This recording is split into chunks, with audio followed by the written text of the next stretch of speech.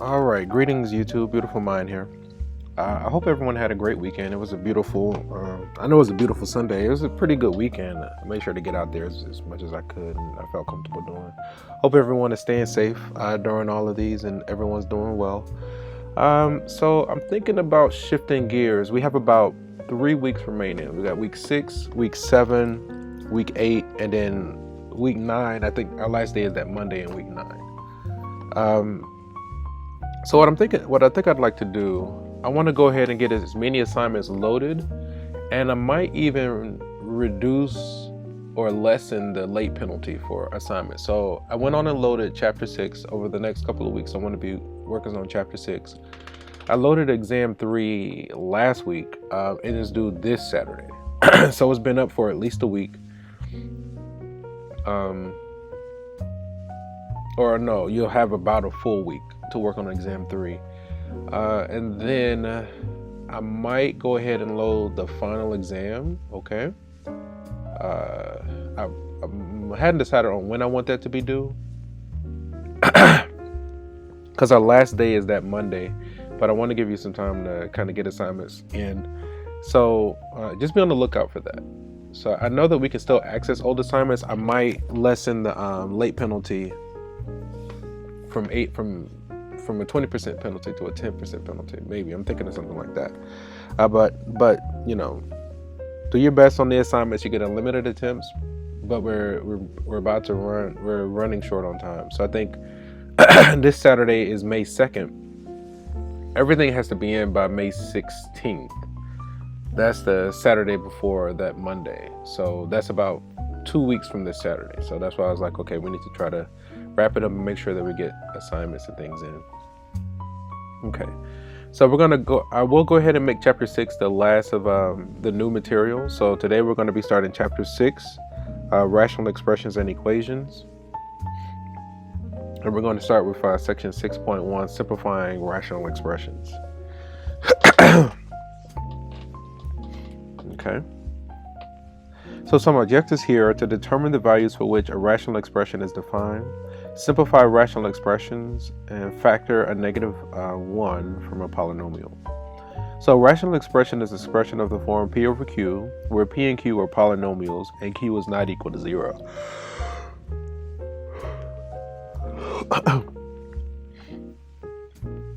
So in this example, we're asked to determine the values of x for which the rational expression is defined.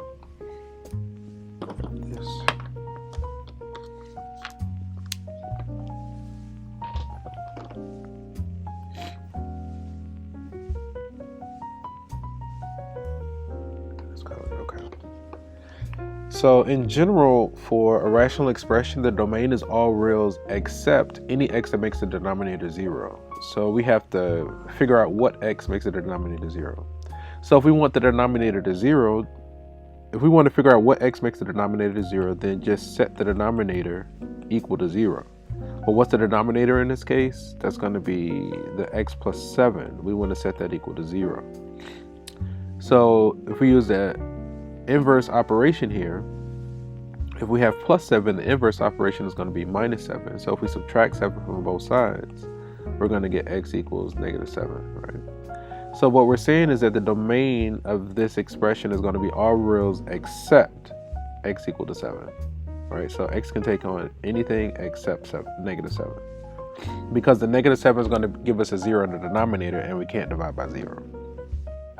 Okay. Again, in general, for a rational expression, the domain is all reals except any x that makes the denominator 0. So we want to set the denominator to 0. Solve. The denominator in this case is going to be the 6x minus 5. We want to set that equal to 0. Again, we want to use inverse operations. So if we wanted to move the 5 to the other side, the inverse operation is addition. So if we add 5 to both sides, we're going to get 6x equals to 5. If we have 6 times x equals 5 and we want to move the 6, the inverse operation is division. So if we divide both sides by 6, x is going to be equal to 5 divided by 6. So what we're saying is that all x's should work except 5 by 6. Okay, let's see, how do we do? Give me just a moment. Oh, I forgot about the music. Sorry about that. Wait, let me see.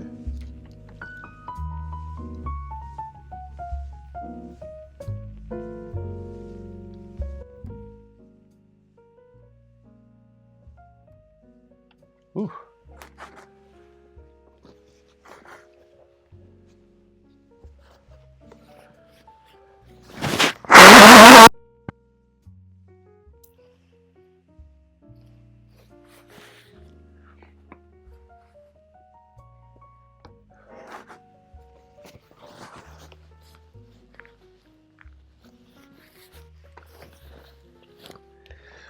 Sorry about that. It's super loud. I'm so sorry about that. Ooh, my bad, guys. Did it automatically mute it when I did that? That's interesting. Sorry about that. Yeah, I just totally messed up on the audio. I don't know. It's like I'll be fine, and then when I sit down to I think it's because I'm looking down. Like when I sit down to start doing the presentation, I think it's because I'm looking down. Then it's just like all my sinuses just drain, and I get like this whole. I get that whole thing, and it's like, man. But the rest of the day, I'm fine. It's like, what is really good? What's going on? Okay. Anyway, let's see, how do we do?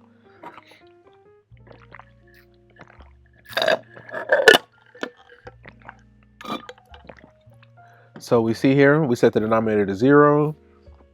So thus the rational expression is defined for all real numbers except x equal to -7. Okay. And then same thing for this one, similar for this one.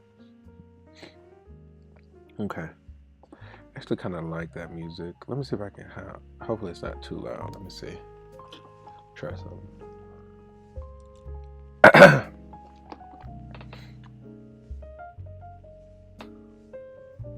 So I'm delaying because I'm actually listening to myself. I'm just trying to see how does it sound with a little bit of music in the background. I wanted some light music in the background.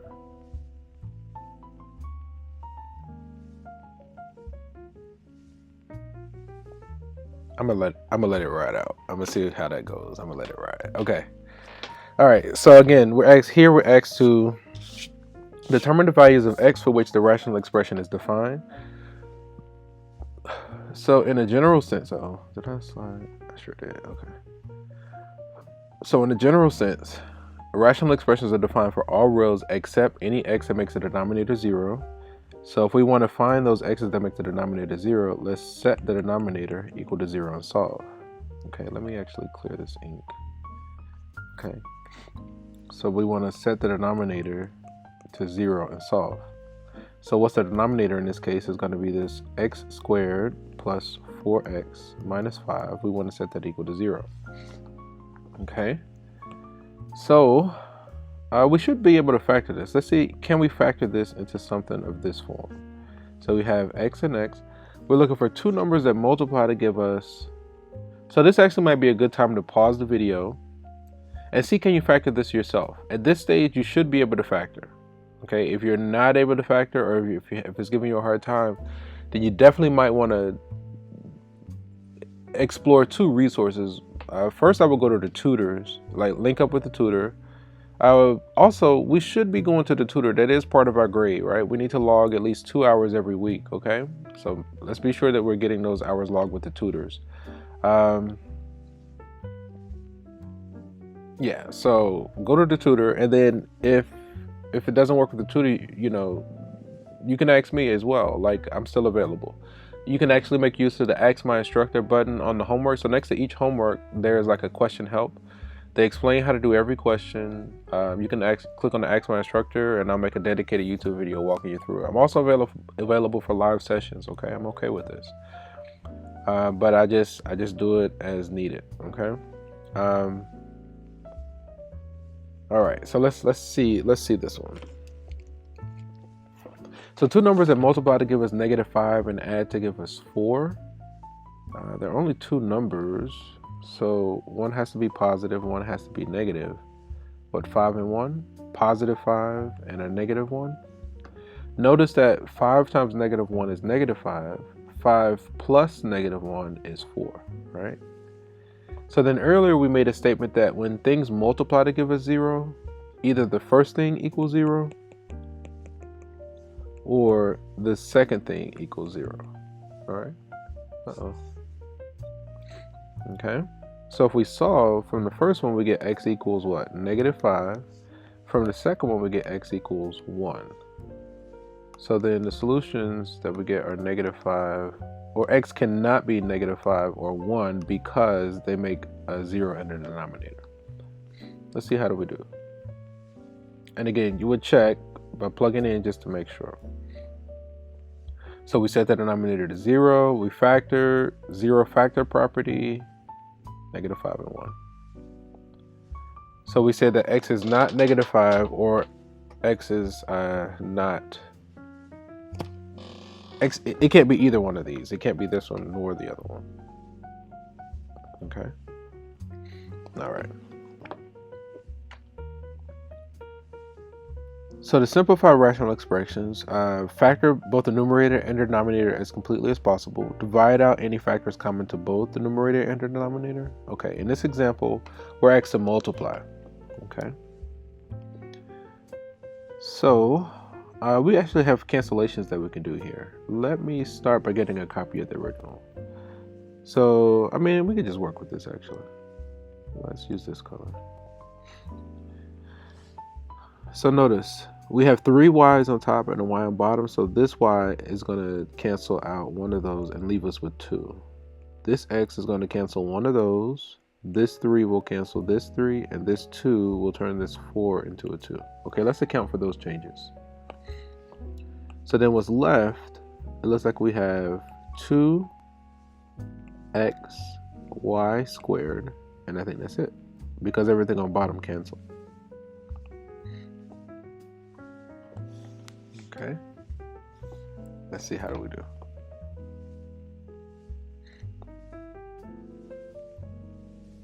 Okay, let's give this one a go.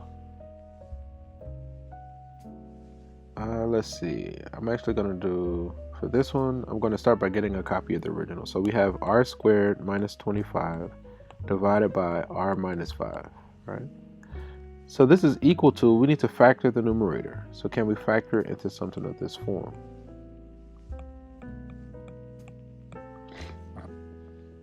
So this is a special factoring called difference of squares. We can factor it into,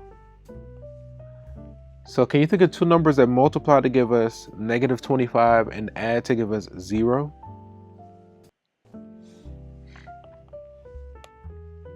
Five and 5, right? So then we get this is gone, and we get r plus 5.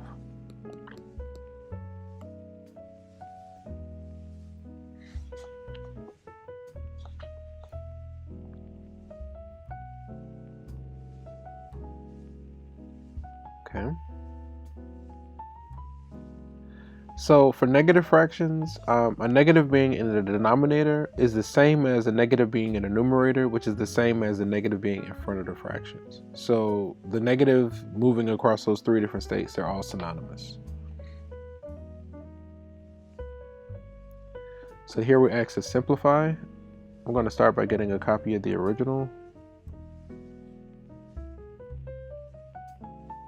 Okay. So let's see.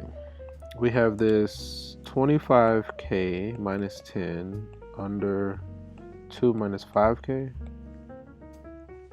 Let's see. Let's factor out a negative 1 from the top so that we can get that k in front. So this is going to be the same as negative 1 times. That's going to become 5k minus 2, right? And on bottom, it looks like we can factor out what? The greatest common factor is what? 5? We're left with 5k minus 2. All right, now we see that this can cancel this. And we're left with a negative 1 by 5.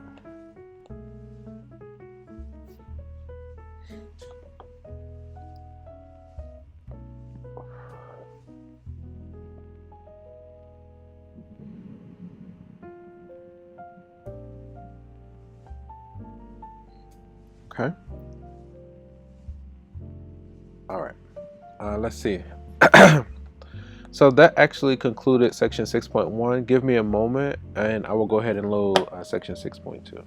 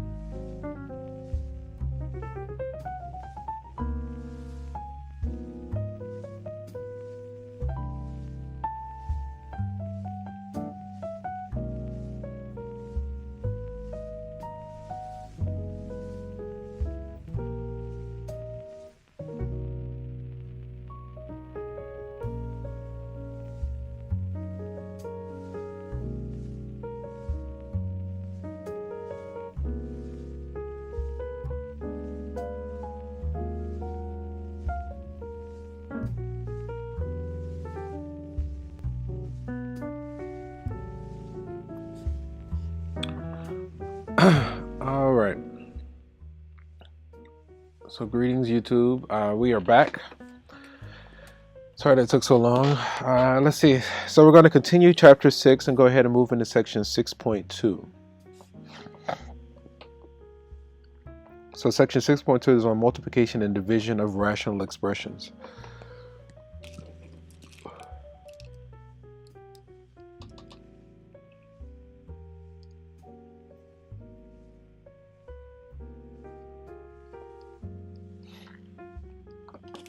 Okay.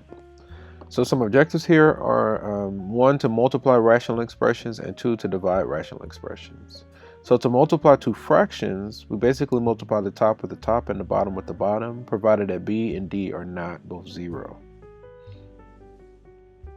So, okay, so to multiply these fractions, okay, so this is going to be the same as, when did that change? No, let's go like this. So this is going to be the same as -3 times 2 divided by 5 times 9. Okay. I'm actually going to, before I multiply these numbers and get the large numbers, I'm going to simplify them. This 3 turns this 9 into a 3. Okay. Now that negative persists. Okay. So that's going to be -2 on top. And then 5 times 3 is 15 on bottom. And we're done. Okay. All right. So to multiply rational expressions, we factor all numerators and denominators completely, divide out the common factors, multiply the top with the bottom and the bottom with the bottom. Multiply the top with the top, bottom with the bottom. Okay. Okay, so then here, let's see. So notice this 2 turns this 4 into a 2. This 3's cancel. This x turns this into a 1. This turns this into a 2. Did we do this already? Why does this feel like we did this already? So then this is going to become 2x y squared. Okay, I feel like we did that one. I'm gonna let that one be. Maybe they're just recycling. Okay, yeah, let's do this one. I'm actually gonna start by getting a copy of the original. Or actually, no, never mind. So notice we have a b minus 4 on top and a 4 minus b. So with something like that, we could factor out a -1 and we can get them to look similar. So this is going to be equal to, now we have this b minus 4. We're going to have times the 10b. On bottom, if we factor out a -1, that now turns that into a b minus 4. And we have times a 5b. All right, now we're ready to do our canceling. The b minus 4 cancels. The 5 turns the 10 into a 2, and these b's cancel. Okay. It looks like we finished with just -2.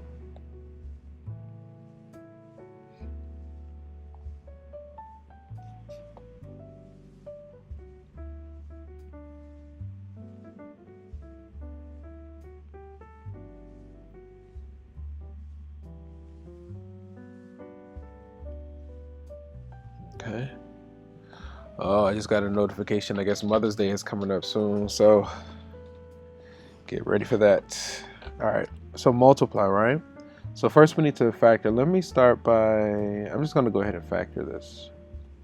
Okay. So this is going to be equal to now this r squared plus 7r plus 12. Can we factor that into something of this form? All right. We have r and r, rest and relaxation. Two numbers that multiply to give us 12 and add to give us 7, plus 4, plus 3. Okay. Since we have 7 minus r, I'm going to go ahead and factor out a -1 there, and that'll turn that into an r minus 7. Okay. That's the top completely factored. On the bottom left, we want to see, can we factor into a set of double parentheses? We have r and r again. Two numbers that multiply to give us negative 21 and add to give us negative 4, negative 7, and positive 3. Negative 7 times 3 is negative 21. Negative 7 plus 3 is negative 4. Okay, let's factor on the right-hand side. We have R and R. Two numbers that multiply to give us 24 and add to give us 10, 6 and 4, right? 6 and 4. 6 times 4 is 24. 6 plus 4 is 10. Now we're ready to cancel. We can completely factor everything. So now this cancels this. We got an R minus 7 cancels an R minus 7. We got an R plus 4 cancels an R plus 4. Okay. I'm going to write the final answer in the following way. I'm going to say negative 1. On bottom we have this R plus 6. I'm going to write it like that. Okay. Let's see, how do we do? Oops. Why didn't it clear my ink? Oh, I see what I did. Okay. All right, let's do this. Give me just a moment.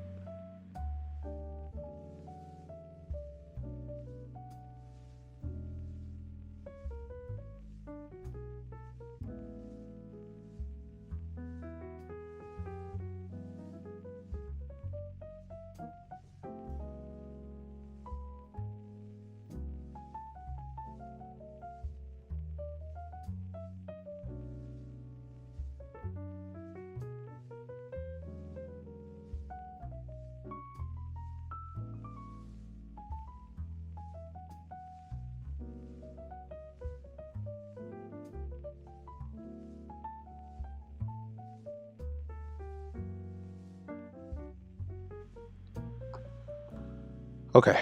Oh, now it looks like that. Okay, give me another moment.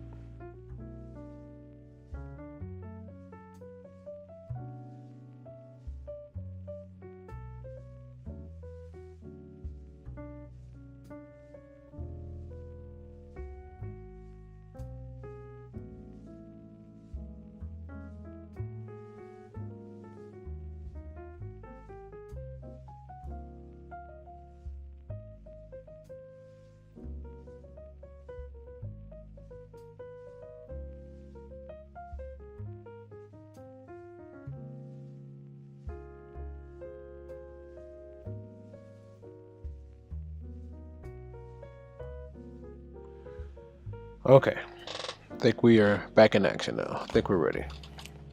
Yeah, I think I figured out. Anyway, it doesn't matter. Okay, so we got this negative 1 over R plus 6. Okay,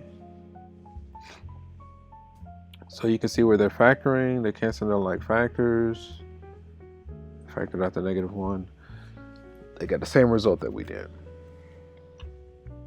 So now to divide two fractions, we use a technique called keep, change, flip, where we keep the first fraction.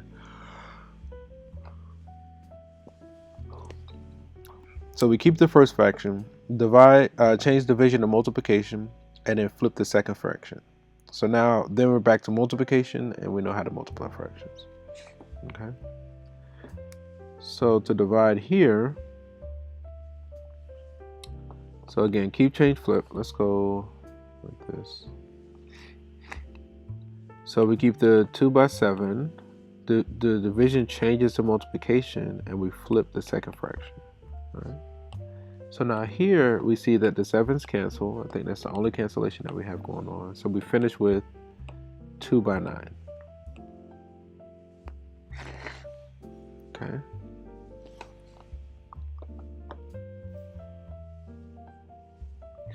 Let's give this one a go.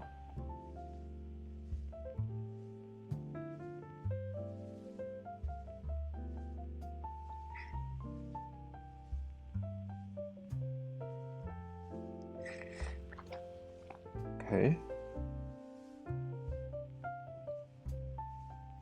Let's see. So let's do our keep, change, flip. We have this x squared minus 9 over x plus 4. The division changes to multiplication. And then we flip the second fraction. So we're going to have x plus 4 over x minus 3. Now we want to completely factor. So then x squared minus 9 factors into x minus 3 times x plus 3. Then we have this x plus 4 over, we got this x plus 4 and this x minus 3, okay? X minus 3's cancel, x plus 4's cancel, and we're left with x plus 3.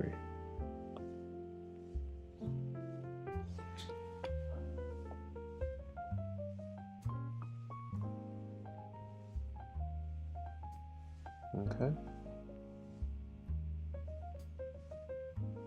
Okay, let's give this one a go.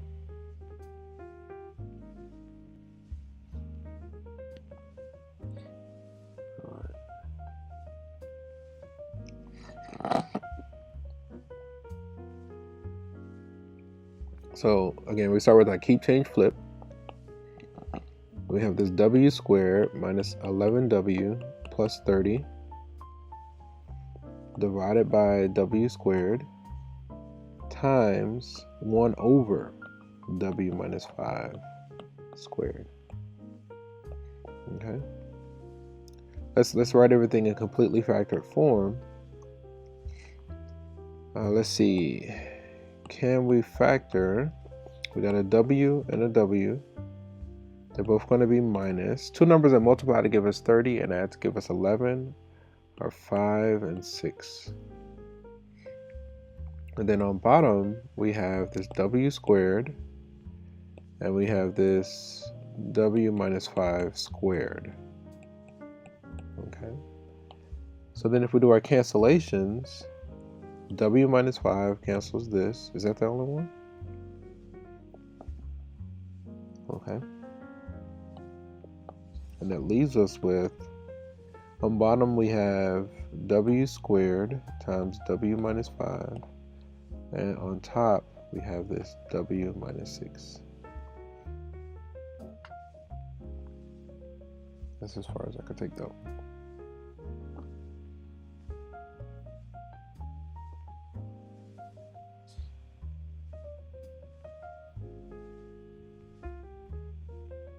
Okay.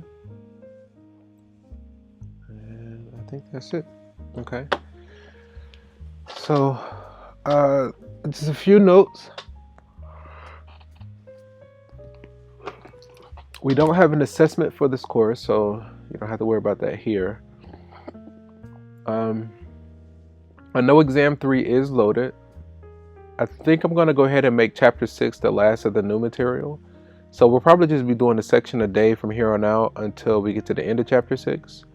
I'll do the best I can to get the final loaded as soon as possible. And I might lessen the late penalty from 20% to 10%. Okay, so like the highest you can get on any even late assignments, you can still get a 90, and I might even do that for the exams as well.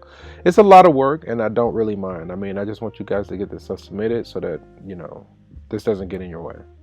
Okay. On that note, I can't think of anything else. We're actually going to end the session here, and from one beautiful mind to another, enjoy the rest of your day. Peace.